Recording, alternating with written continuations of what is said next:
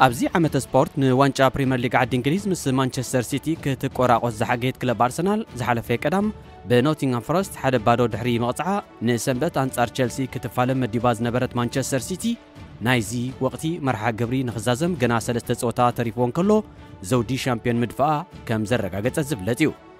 سيتي أبزي عمت ورد يخون أبز حلف عمتات نبريمير ليج نخدعب له قبل علي ترى ناي أسلطاني بيب غوارديولان أبركتو ناي نفسه كفت تصوتين وسانو كوانت نبره ببزحت بقدامنت كابز تقاسو تصوتي حدقن بلجماوي كيفن دي بروينيو سلام تايرس عنان كما يتقنيو زخبركنن أفكار سبورت نايلومي سولوس 23 جنبوت كل 2023 سمناوي ناي سبورت مدبنا نكلباوي قعزوزي ود 31 عامت نقص قرب كعسو وي أسيست كمل كتيو كساب فتسامي كتحبرونا بغبري نعدمكم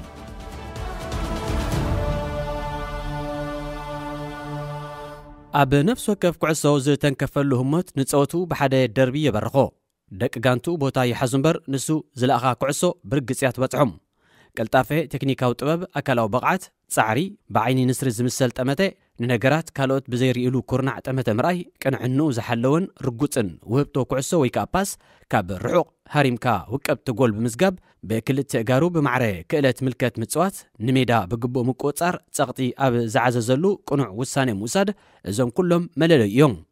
ازي صواغص كمون ناب حساس حبر حينا زخده تريت صغر رسي زونن تصاوتاي بغلطافه تعجبو كعسو نخبكبن قدميت كغسكسن كلو فلوي صباق لو ناي ممرح كلتو ناي تاكتيك فلطتو قطتاو سلت تصوتو بدفرت ناب تخلاخلتي كغسكسن كلو محر موهادن سنيتن اغرون امرون اب ميدا برقي تصاوتاي غبرو انت دليو نتخلاخلتي كلبو درعي كوينو نمنقسقاس غانتو يبغس ابكال اوانون كاب كفال ميدا نابكال كفال ميدا بزي دخم اناتونا چفه ناي كلبو عند حقو يخون اب كلتيو مسمرات حلفنت يوابو كمت قايدما جول نايم اتاو تلخو يسالت مولو تصاوتاي لبي انبسا بعل هبتام توبو صعرام زمناو موتور ماكل ميدا ابال انجليزاويت كلب مانشستر سيتي كيفن دي بروين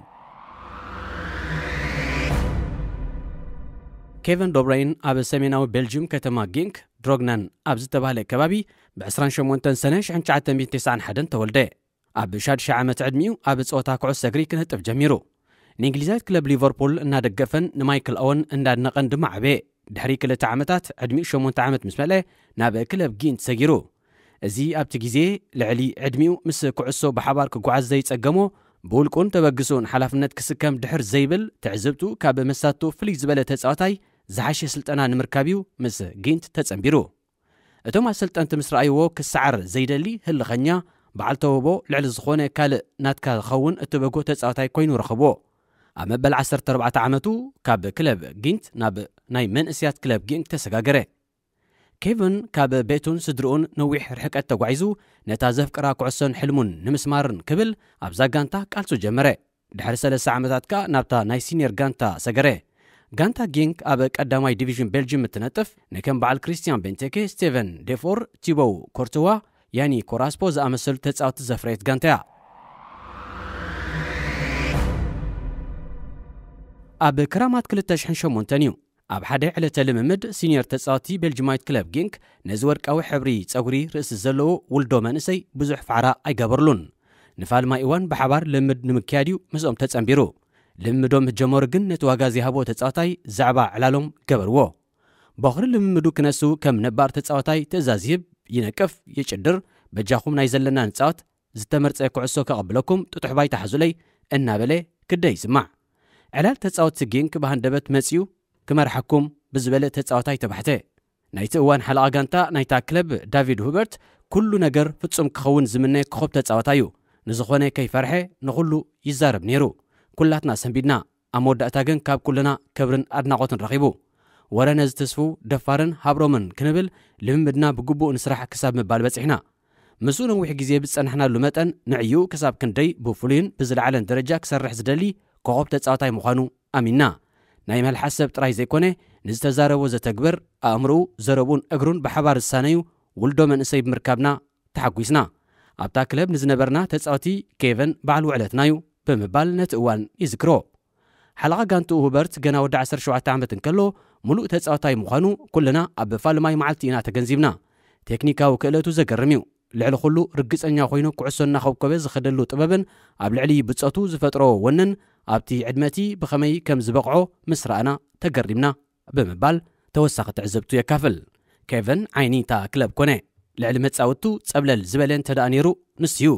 ናይ ጸወታ ነዳዲ ሓደ ግዜ ናይ ሓሶት ቁጥሪ 10 ናብ ጸጋም ወፂኡ ዝጻወት ሃዳናይ ሸቶ ኣብ 5-6 ቦታታት ከም ልቡ ዝነጥፍ ዝደንቕ ክኸብ ኮነ። ሆበርት ኣሰልጠንቲ ብዙሕ መምርሒ ኣይቦን እዮም ምኽንያቱ ንሱ ካብ ናቶም ንላዕሊ ዝሓሸ ፍልጠት ኣለዎ ብምባል ንምስክርነቱ ይኣምነሉ። ኬቨን ምስ ክለብ ጊንክ ድሕሪ ዘንጸባርቆ ፍሉይ ብቕዓት ብክልተ ጥሪ 2012 ብ6.7 ሚልዮን ፓውንድ ተዓዲጉ ናይ 5 ዓመትን ፈረቐን ውዕል ኣትዩ ናብ እንግሊዛዊት ክለብ ቸልሲ ያቕንዐ። ከም በዓል ሮማሪዮን ሮናልዶ ሉዊዝ ናዛሪዮ ዴሊማን ዝኣመሰሉ ተጻወቲ ብራዚል ናብ ኤውሮጳ ከም ዝእምፀ ዝንገረሉ ኔዘርላንዳዊ ዳሃሳሲ ተጻወቲ ፒት ዴፍሰር ቸልሲ ንደብረይን ኣብ ኢዳ ንኸተእትዎ ብኸመይ ከም ዝእመና ማስተር ስካውት ዝብል ኣርእስቲ ሂቡ ናብ ሕትመት ኣብ ዘብቃዕ መጽሓፍ ኬቨን ኣብ ህይወተይ ካብ ዝረኣኽዎም ኣዝዮም ብሉጻት ተጻወቲ ሓደ እዩ። ክእለት ጥራይ ዘይኮነ ዘደንቕ መርሓ ህይወት ዝውነን ኮይኑ ጸኒሕኒ። ኣብ ነብሱ ወከፍ ኩዕሶ ዝትንከፈሉ ኣጋጣሚ ጸወትኡ ብሓደ ደረጃ እዩ ክብ ዝብል ንኹሉ ዝተዓጽወ መንገድታት ብዘይ ጸገም የርሕዎ ንዓይ ፍሉይ ተርእዮ ነይሩ። ምስ ተስተውዓል ኩሉ ግዜ ከይበላዕኩ ብቕልጡፍ ንሮማን ኣብራሞቪች ደው ኢለሉ። ኣብራሞቪች ኩዕሶ ክትቅላዕ ከላ ጥራይ ዘይኮነ ምዕሩግን ሰሓብን ጸወታውን ዝፈቱ ሰብ እዩ። ነጽዋውትኡ ዘርኢ ቪድዮ ምስ ተዓዘበ እቲ ዕድጊ ተፈጺሙ ኣመናውን ተሓጒሰ ይብል። ቸልሲ ኣብ ፈለማ 6 ወርሕ ኬቨን ምስ ጋንቱ ጊንክ ንኽጸንሕ ፈቐደትሉ። ኣብ ክራማት 2022 ምስ ተሓወሳ ድማ ብኡ ንብኡ ንጀርመናዊት ክለብ ቨርደር ብረመን ብልቓሕ ይሕሊፋ ሃበቶ። ንሱ ብዙሕ ሕጉስ እኳ እንተዘይነበረ ማዕረ ክንደይ ብሉፅ ተጻዋታይ ምዃኑ ንምርኣይ ግን ናብ ቡንደስሊጋ ጀርመን ሳገመ።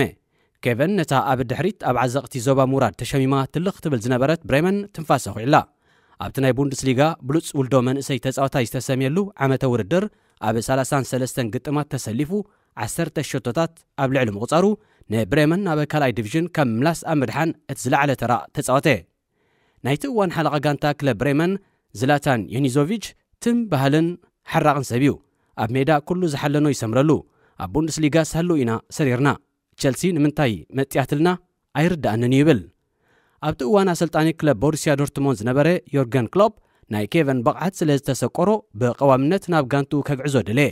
ይኹን እምበር ቸልሲ ምስኣ ከተሰልፎ ስለ ዝደልየት ኣብ ትሕቲ ሓድሽ ኣሰልጣነታ ጋንታ ፖርቱጋላዊ ጆሴ ሞሪኖ ኮይኑ ንምስራሕ ናብ ስታድየም ስታንፎርድ ብሪጅ ተመልሰ። ደብሮይን ቦሩሲያ ዶርትሞንድ ክትወስደኒ እኳ እንተደልየት ሞሪኖ ምስ ቸልሲ ንኽቕጽል ኣሚኑኒ። እኹል ናይ ምስላፍ ዕድል ከም ዝህበኒ እውን ቃል ኣትዩለይ ኣነ ድማ ኣሚነዮ ይብል። ሞሪኖ ምስ ሃል ሲቲ ኣብ ዝነበረ መኽፈቲ ግጥም ፕሪምየር ሊግ ናብ ማእከል ሜዳ ለኣኾ። ኣብቲ ጋንትኡ 2-0 ዝተዓወተትሉ ጸወታ ኸኣ ነቲ ሓንቲ ጎል ባዕሉ ኣጠዓማ። ቀጺሉ ኣንጻር ማንቸስተር ዩናይትድ ኣብ ዝነበረ ጸወታ ድሕሪ ምስላፉ ግን ሞሪኖ በህሉ ኣቃሙ ከምዚ ዓገበ ሓበሮ። ካብኡ ዝገደደ ድማ ንብራዚላዊ ዊልያን ብ30 ሚልዮን ፓውንድ ናብታ ጋንታ ኣምፂኡ ንኬቨን መንበር ተቐየርቲ ከምዎ ፈረዶ። ኬቨን ኪፕ ኢት ሲምፕል ኣብ ዘርእስታ መጽሓፉ ንናቱን ናይ ሞሪኖን ፍትሕ ክገልጽ እንከሎ ዕድል እንተዝረክብ ኣብ ህይወተይ ንድሕሪ ተመሊሰ ክልውጦ ዝደሊ ጌጋ ውሳኔ እንተዳእ ነይሩ ምስ ቸልሲ ዝተጸንበርኩሉ እዩ። ምስታ ጋንታ 300 ደቂቕ ጥራይ ተጻዊተ ብምባል መረሩ ይስማዕሉ። ብፍላይ ሓንቲ መዓልቲ ብፍጹም ኣይርሳዕን እዩ። ሞሪኖ ንኬቨን ናብ ቤት ጽሕፈቱ ጸዊዕዎ። ምስኡ ህዋን ማታ፣ ኤደን ሃዛርድ፣ ኣንድሬ ሹርሌ፣ ዊልያንን ኦስካርን ሓቢሮም ነይሮም። ናይ ኩሎም ኣብቲ ክፍሊ ዝነበሩ ተጻወቲ ወሰንቲ ናይ ኩዕሶ ዝርግሐ ጎላት ብዝሒ ምሽካዕን ብመንጽር ሚእታዊ ገምጊሙ ክህቦም ከሎ ንኬቨን ግን ዕሽሽ በሎ። እዚ ድማ ንተጻወታይ ኣነደሮ። ነዝን ካልእን ጉዳያት ዋሕዲ ዕድል ምስላፍ ተደሚርዎ ኸኣ ምስ ቸልሲን ሞሪኖን ንኽባትኽ ኣተባቢዕዎ። ከም ውፅኢት ናይዚ ኸኣ መስኮት ምስጋር ተጻወቲ ኣብ ወርሒ ጥሪ ምስ ተኸፍተ ብ18 ሚልዮን ፓውንድ ናብ ቡንደስሊጋ ብምምላስ ምስ ቮልፍስቡርግ ክታምዋ እምበረ።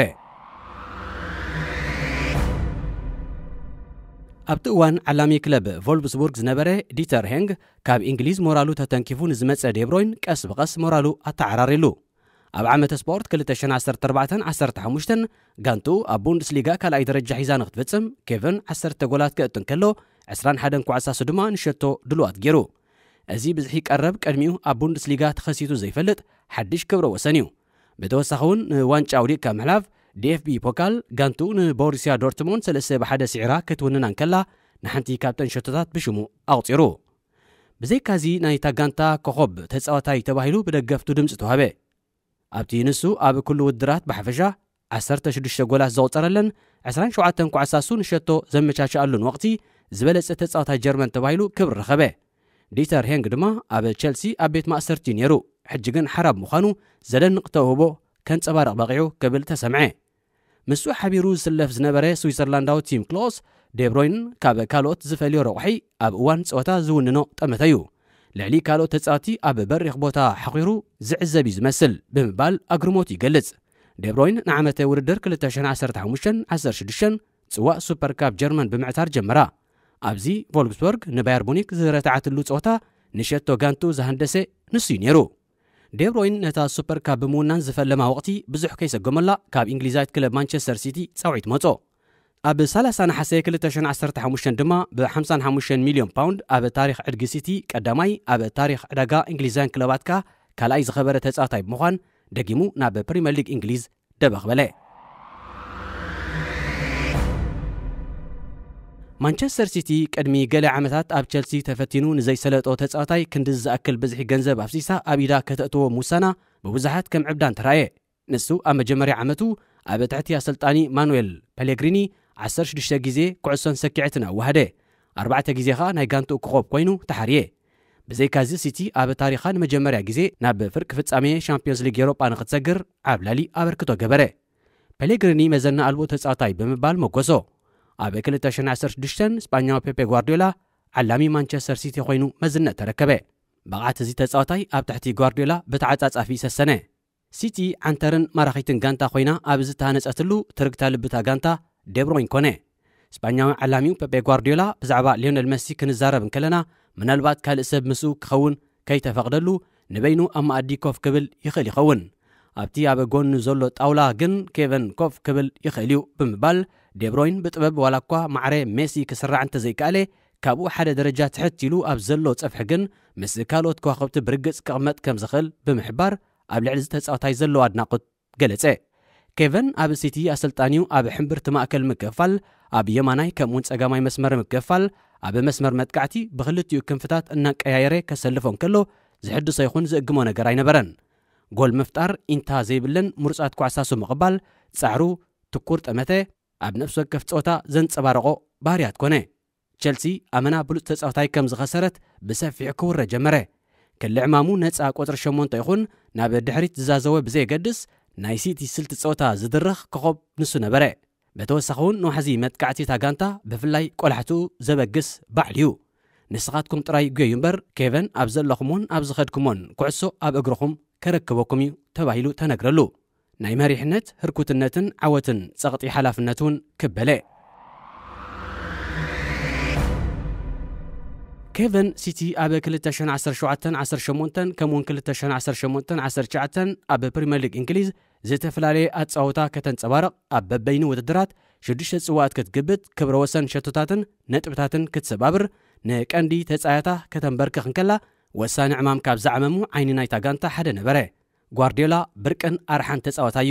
ዘይገብሮ ነገር የብሉን ብዘይ ኩዕሶ ኣውራ ተቓላሳዩ ኩዕሶ ሒዙ ኸኣ ንኹሉ ደቂቑን ፍሩዩን ኣነፂሩ ዝርእዩ ብምባል ደጊሙ ገለጾ ንሱ ኣብ ዓመተ ስፖርት 2017-18 ሽልማት ብሉፅ ኣካፋሊ ፕሪምየር ሊግ እንግሊዝ ተዓወተ ናይቲ ወቕቲ ናይ ሲቲ ኮኸብ ተጻዋታይ እውን ንሱ ተባህለ ኣብ ዓመተ ውድድር 2019-20 10 ብጾቱ ናብ ሸቶ ዝለወጥወን ኳዕሳሱ ብምቕባሉ ፈረንሳዊ ኣጥቃዓይ ክለብ ኣርሰናል ዝነበረ ቴሪ ኦንሪ በይኑ ሒዝወን ዝነበረ ክብረ ወሰን ብዝሒ ቀረብ ሸቶታት ሓቢሩ ኣብ ርእሲ ምክፋሉ ብሉፅ ኣካፋሊ ፕሪምየር ሊግ እንግሊዝ ተሰሚየ ልዕሊ ኩሉ ንሱ ኣብቲ ወቕቲ ውድድር ኣብ ፕሪምየር ሊግ ጥራይ 13 ኳዕሳሱ ኣብ ሰኪዕት ብምስርሳሩ 10 ቀረብ ንሸቶ ብምግባሩን 104 ዕድላት ብምፍጣሩን ሽልማት ብሉፅ ተጻዋታይ ናይቲ ሊግ ባሕተ ብተመሳሳሊ ብማሕበር ፕሮፌሽናል ተጻዋቲ ኩዕሶ እግሪ እውን ናይ መጀመርያ ነቲ ሽልማት ዝበቕዐ ኣባል ክለብ ሲቲ ብምዃን ብዓብላል ድምፂ ክኾብ ኮይኑ ተሓርየ ነዚ ሽልማት እዚ ኣብ 2021-2022 እውን ደጊሙ ኢዱ ኣንቢሩሉ እዩ ኣብ ጉንበት 2022 ኣንጻር ክለብ ዎልቭስ ኣብ ውሽጢ 23 ደቂቕ ብ4 ጎላት ልዳት መጋጥምቱ ኣብ ዝደፈረሉ ጋዜጠኛ ስካይ ስፖርትስ ኣንዲ ሂንክሽሊፍ ነቲ ፍጻሜ ልዑል ብልሒ ኩዕሶ እግሪ ኣብ ውሽጢ 23 ደቂቕ ብምባል ጸብጸቦ سيتي أبز حلفة شدوش عمتات حموش أوانات زودي شامبيون كدفن كلا لعلي كلهم بتصوتو تسبلل زبالة قلو احتراز نبرو دبرينيو كم مرأي نايزون زبالة ستتصاوتاي تاقانتا تبايلو 4 عمتات شلمات كقادس كالي نسو ماليا سيتي كابز لبس حموش أجزي سواء بريمير ليج إنجليز حانسا وانشا إفي حموش أوانات وانشا كارابو حدا جزيخا سواء كومينتي شيلد سيعملو بزي كازيمس بتصوت غينو زمت 3 سنة نوانشا إفي أنصار مانشستر يونايتد 10 سنة نوانشا شامبيونز ليج أوروبا أنصار إنتر ميلان كفالم قوات راح يزلو بتوسخي كالق ماليا زيبلو شلماتاتن كبرتاتن ون أبا كبعو أمبيريو دبروين بحفشا مس بلوصات 11 تጻوتي شامبيونز ليج أوروبا كمون أوغراوي فدريشن تاريخن ستاتستيكن كعس أجري حموش عمتات مس بلوصات 11 تጻوتي أوروباوي ميديا سبورت 4 عمتات مس 11 حريات تጻوتي أوغراو محبر بروفيشنال تጻوتي كعس أجري كمون بلوصات تጻوتي أوروبان 3 عمتات ترقحو كيفن زاغيت نسيتي 96 جولات أكزيمولو أبريمير ليغ 102 كعساسو نشتو دلوات جيرو أب تاريخ زليق بزيكو نميتي قربات زحلفو 4 تጻوتي ترايوم كيفن كعس أجري 0-0 موداتو تصوتايو بروفيشنال تጻوتاي دا يخون بر أميدا كتزاني قباكا أنا تقالاسايه إذا بهريات زدما أب كلب جينك كاللغو أتحيزي تلاويسايه أبيوت اتزعابي حلمي كعسو متصواتن بر جنزب مدلاباي نبرن قول مئتاو فسها زلو سميعتي زفترالكا نعيقن نهدن تقول كعسو كان مخشان نلعلي جيرو زحقوسن نقر يلن يبل نسو كابا كلتاشن 14 جميرو مس ميشيل لايكروسس أب فقراو زمدنا دحر مسنحو أب كلتاشن 17 كالكيدان أسيرو كساب حج دما كلتيو متسامتي 3 جيزي فربركم ريوم اللو زي خبركم زخبر كنن تخاتلتنا نلومي تداريز نبري سومناوي مدب سبورت تفصيمولو أب زغصل بخالة حستوك ساب نرخب نخلنا أبز السلنا سلامة عنان